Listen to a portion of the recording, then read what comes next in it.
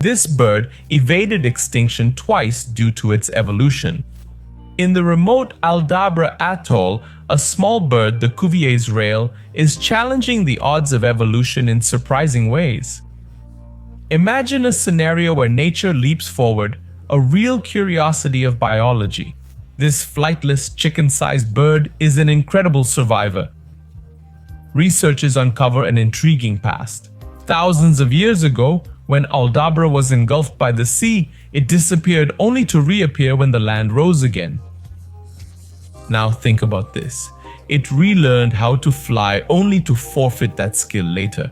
Baffled scientists found weightier fossils, hinting the bird was transitioning to be more land-based over time. A true tale of resilience and curiosity that makes us ponder what else nature holds for us.